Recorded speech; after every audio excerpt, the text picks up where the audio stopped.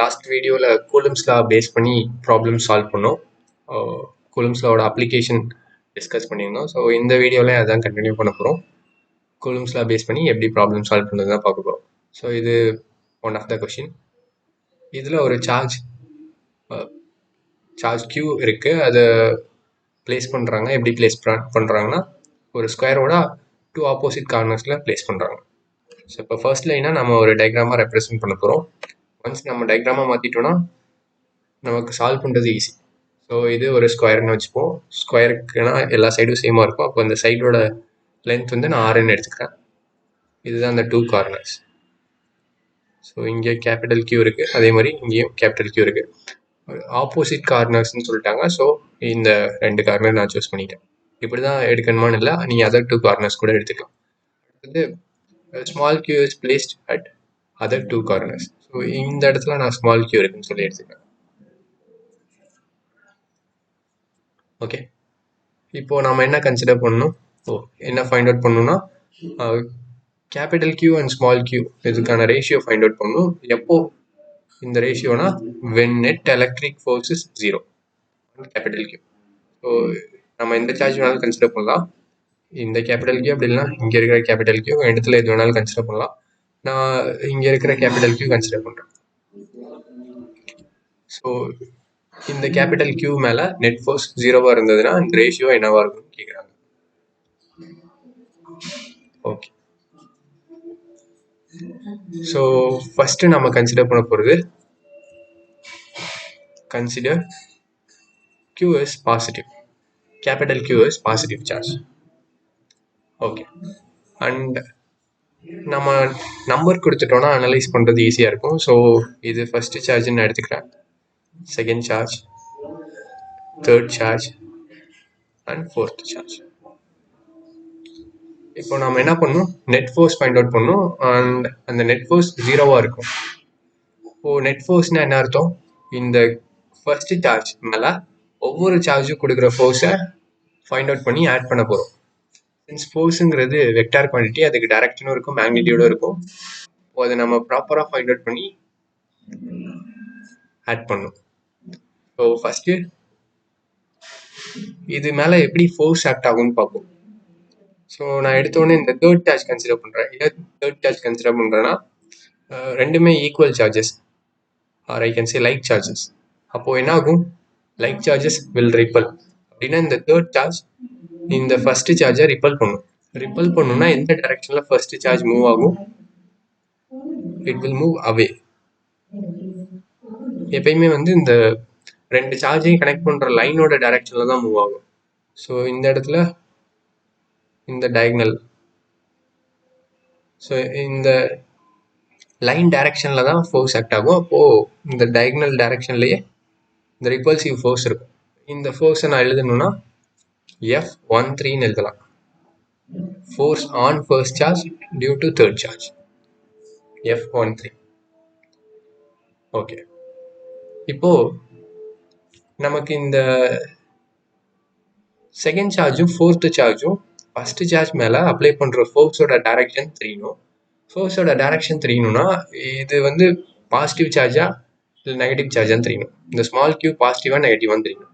அது நம்ம தான் கன்சிடர் பண்ணிக்க போகிறோம். ஆனால் இங்கே நெட் ஃபோர்ஸ் 0ன்னு சொல்லியிருக்காங்க. நெட் ஃபோர்ஸ் 0 ஆகணும்னா அடிஷ்னல் ஃபோர்ஸ் எந்த டைரக்ஷனில் இருக்கணும்னு சொல்லி பார்க்க போகிறோம். ஸோ இப்போது வந்து சப்போஸ் இது பாசிட்டிவ்னு வச்சுக்கோங்களேன், இதுவும் பாசிட்டிவ், அதாவது ஸ்மால் Qவும் பாசிட்டிவ், கேபிட்டல் Qவும் பாசிட்டிவ். அப்போ என்ன ஆகும், இந்த சைடு இது ரிப்பல் பண்ணி விட்டோம். ஓகேவா, அதே மாதிரி இந்த ஸ்மால் Q இதுவும் பாசிட்டிவ். அப்போ இது என்ன பண்ணும், இது இந்த கேபிட்டல் Qவை இந்த சைடு ரிப்பல் பண்ணும். இப்போ இந்த மூணு ஃபோர்ஸும் சேர்ந்து இந்த மூணு ஃபோர்ஸ் இந்த டைரக்ஷனில் ஆக்ட் ஆச்சுன்னா நெட் ஃபோர்ஸ் 0 ஆகவே முடியாது. சரி, இது ஒரு பால்னு வச்சுக்கோங்க. ஒருத்தவங்க வந்து இந்த சைடு புல் பண்ணுறாங்க, இன்னொருத்தவங்க இந்த சைடு, இன்னொருத்தவங்க இந்த சைடு, இந்த மாதிரி புல் பண்ணிட்டு இருந்தாங்கன்னா இது நெட் ஃபோர்ஸ் 0 ஆகவே முடியாது. இந்த பால் மூவ் ஆகிட்டு தான் இருக்கும், ஒரே இடத்துல இருக்காது. அப்போ என்ன பண்ணும், இப்போ நம்ம கன்சிடர் பண்ணதுக்கு ஆப்போசிட் டைரக்ஷனில் ஃபோர்ஸ் இருக்கிற மாதிரி கன்சிடர் பண்ணும். ஸோ அதனால நான் என்ன பண்ண போகிறேன், I am going to consider this Q is negative. Small Q is negative. So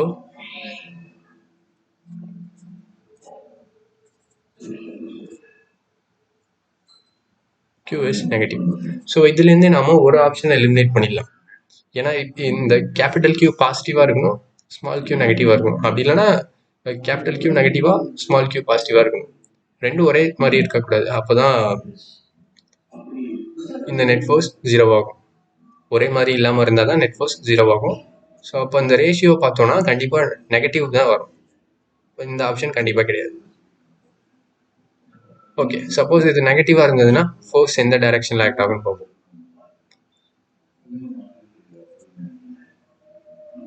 since இந்த ஸ்மால் Q வந்து நெகட்டிவ், கேபிட்டல் Q பாசிட்டிவ், அப்போ இது என்ன பண்ணும், இது அட்ராக்ட் பண்ணும். இப்போ இந்த டைரக்ஷனில் ஃபோர்ஸ் ஆக்ட் ஆகும். இது எப்படி எழுதுறது? Force on first charge due to second charge F12. அதே மாதிரி இந்த ஃபோர்த்து சார்ஜ் கொடுக்குற ஃபோர்ஸ். ஸோ இது நெகட்டிவ், இது பாசிட்டிவ். அப்போது அன்லைக் சார்ஜ்னா அட்ராக்ட் ஆகும். அட்ராக்ட் ஆகும்னா இந்த Q வந்து ஸ்மால் Q நோக்கி மூவ் ஆகும். ஓகே, ஸோ இது F14, force on first charge due to fourth charge. So அப்போ இந்த 3 ஃபோர்ஸ் தான் வந்து இந்த Q மேலே ஆக்ட் ஆகிற ஃபோர்ஸஸ். ஓகே, இப்போ இந்த 3 ஃபோர்ஸையும் நம்ம ஆட் பண்ணோம். அதுக்கு நமக்கு தெரிய வேண்டியது வெக்டர் அடிஷன் தெரியணும். ஸோ அது ஒரு பேசிக் இன்ட்ரோடக்ஷன் மட்டும் தரேன். 2 வெக்டர்ஸ் ஆட் பண்ணோன்னா எப்படி இருக்குங்கிறது.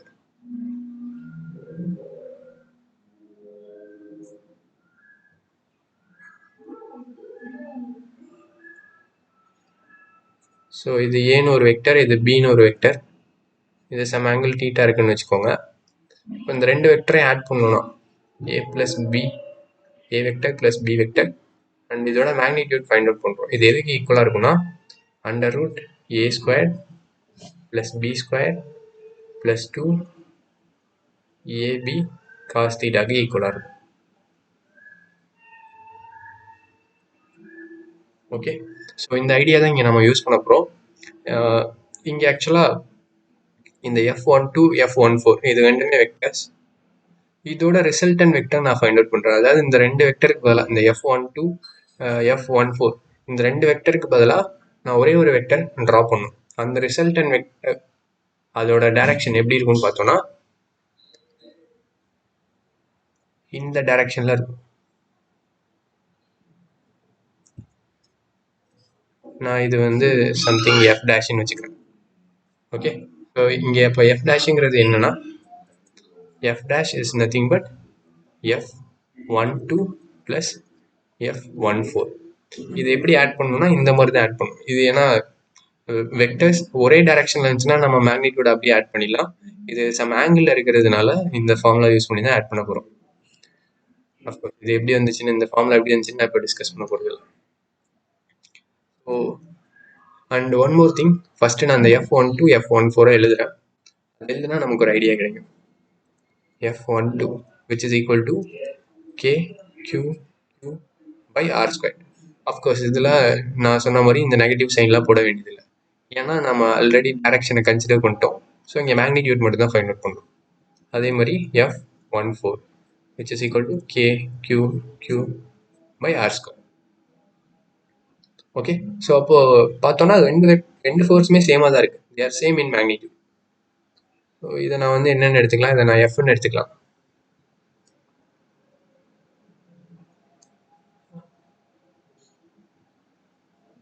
ஓகே, ஸோ இப்போ இந்த 2 வெக்டரோட அடிஷன் அந்த மேக்னிடியூட் நம்ம பார்த்தோம்னா F12 + F14 will become, அதாவது இங்கே ஏக்கு பதிலாக F12 இருக்குன்னு வச்சுக்கோங்க, அண்ட் பிக்கு பதிலாக F14 இருக்குன்னு வச்சுக்கோங்க. இது ரெண்டுமே நான் Fன்னே வச்சுக்கிட்டேன். லைக் இந்த மேக்னிடியூட்,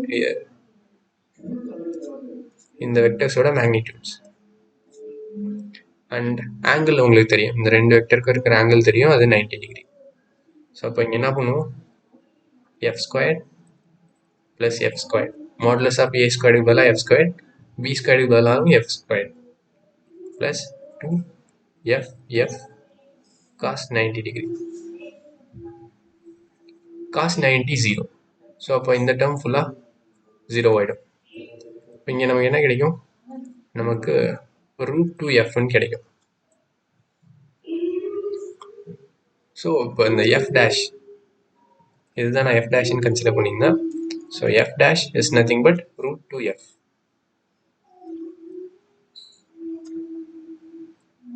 இதை இன்னும் நான் ப்ராப்பராக எழுதணும்னா f dash is nothing but root 2 k q q divided by r square.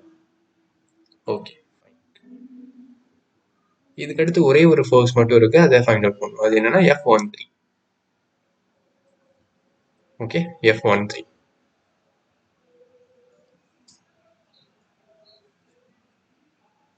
So இங்கே எழுதுவோம் f13 which is equal to k q squared. ஏன்னா அந்த ரெண்டு சார்ஜுமே q q, first charge and third charge ரெண்டுமே q q டிவைடட் பை, இது வந்து கேர்ஃபுல்லாக பண்ணணும், ஆர் ஸ்கொயர் கிடையாது. ஏன்னா இந்த ரெண்டு சார்ஜ் இடையில இருக்க டிஸ்டன்ஸ் எப்படி இருக்குன்னு பாருங்க. சரி, இது ஆர் அண்டு இந்த சைடும் ஆர் அப்படின்னா டயகனல் எப்படி இருக்கும், ரூட் 2 ஆர்ன்னு இருக்கும். நீங்கள் பிதாகரஸ் தியரம் யூஸ் பண்ணலாம். இங்கே ஒரு ரைட் ஆங்கிள் ட்ரையாங்கிள் மாதிரி தெரியும், அதை மார்க் பண்ணி காட்டுறேன். ஸோ இது டயகனல், இது adjacent side opposite side. So adjacent side opposite side ரெண்டுமே சேம் வேல்யூவாக இருந்ததுன்னா அந்த டயகனல் வந்து root 2 times of that value இருக்கும்.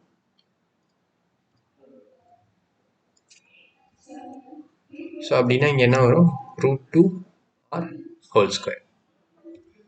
So we are getting kq squared 2r squared. So இது f13. இந்த டயக்ராம் பார்த்தா நமக்கு தெரியும் f13யும் இந்த f டேஷும் சேமாக இருக்கணும், அதாவது மேக்னிடியூட் சேமாக இருக்கணும். அப்போதான் ஆப்போசிட் டைரக்ஷனில் இருக்கிறதுனால ரெண்டும் கேன்சல் ஆகிடும். ஸோ இந்த f13 should be equal to f dash. f13 நான் எழுதுறேன், f dash எழுதுறேன், அதை ரெண்டையும் இப்போ ஈக்குவேட் பண்ண போகிறோம். f13 இங்கே ஃபைண்ட் அவுட் பண்ணியிருக்கோம், kq squared by 2r squared. f dash இங்கே ஃபைண்ட் அவுட் பண்ணியிருக்கோம், root 2 kq divide by r squared. So இங்கே காமனாக இருக்கிறதா கேன்சல் பண்ணலாம். ஃபஸ்ட்டு இந்த r squared கேன்சல் பண்ணிடுறேன், kq கேன்சல் பண்ணுறேன். அப்போ நமக்கு இங்கே q தான் வேணும். ஸோ இதுலேருந்து q by q. So q by q will become 2 root 2. Okay, q by q is 2 root 2. But first consider பண்ணது என்னது, capital Q is positive, small q is negative. அப்படின்னா அந்த 2 root 2 முன்னாடி மைனஸ் சைன் வரணும். So fourth option is the correct answer. So இங்கே வந்து இந்த final ஆன்சரில் negative வரணுமா பாசிட்டிவ் வரணுமாங்கிறது நம்ம முன்னாடியே டிசைட் பண்ணிடுறோம் based on the charge. Like இது பாசிட்டிவ் சார்ஜா நெகட்டிவ் சார்ஜா, அந்த சார்ஜோட சைனை டிபெண்ட் பண்ணி நம்ம முன்னாடியே டிசைட் பண்ணிடுறோம். மற்றபடி இந்த ஆன்சர் என்ன வரணுங்கிறது கேல்குலேஷனில் தான் ஃபைண்ட் அவுட் பண்ணும். ஸோ இதில் புதுசாக பார்த்தது ரெண்டு வெக்டரை எப்படி ஆட் பண்ணுங்கிறது. இதுக்கான ப்ரூஃப் 11th மேக்ஸ் புக்கில் இருக்கும்.